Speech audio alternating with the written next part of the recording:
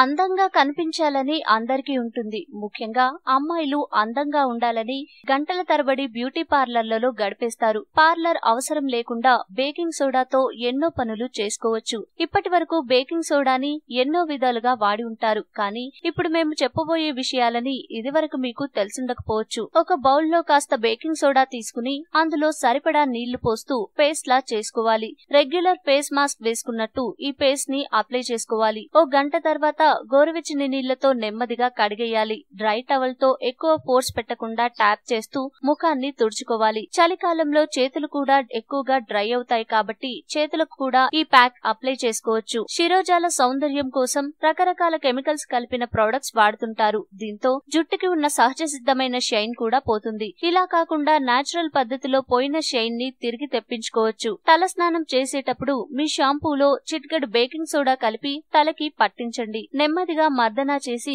యథావిధిగా కడిగేయండి. ఇలా వారానికి 2 సార్లు చేస్తే సరిపోతుంది. మీ జుట్టుకి నేచురల్ షైన్ వస్తుంది. బేకింగ్ సోడా వల్ల మన శరీరానికి బయట నుంచి ఎలాంటి ప్రమాదం ఉండదు. కాబట్టి స్నానం చేసే ముందు ఒక హాఫ్ కప్ బేకింగ్ సోడాని మీరు స్నానం చేసే నీటిలో వేయండి. కాసేపు ఆగిన తర్వాత ఆ నీటితో స్నానం చేయండి. ఇలా చేయడం వల్ల సైడ్ ఎఫెక్ట్స్ ఏమీ ఉండవు. మీ స్కిన్ కూడా మృదువుగా మారుతుంది. కొందరికి చలికాలం వచ్చిందంటే చాలు కాళ్ల పగుళ్లు ఎక్కువ అవుతాయి. ఇంకొందరికి ఏ కాలంలోనైనా పగుళ్ల బాధ వెంటాడుతుంది. ఇలాంటి వారు సులభమైన పద్ధతిలో బేకింగ్ సోడాతో కాళ్ల పగుళ్లని తొలగించుకోవచ్చు. అరికాళ్లు మునిగేంత వేడి నీటిలో 3 టేబుల్ స్పూన్ల బేకింగ్ సోడా వేయాలి. 2-3 డ్రాప్స్ ఎసెన్షియల్ ఆయిల్ ని వేయాలి. నీళ్లు కాస్త వెచ్చగా అయిన తర్వాత కాళ్లని అరగంట నుంచి గంట వరకు నానబెట్టాలి. ఆ తర్వాత స్క్రబ్బింగ్ స్టోన్ తో స్క్రబ్ చేయాలి. కాళ్ల పగుళ్లు మరియు డ్రై స్కిన్ తేలికగా వచ్చేస్తాయి. చివరగా ఫుడ్ క్రీమ్ రాసుకుంటే సరిపోతుంది.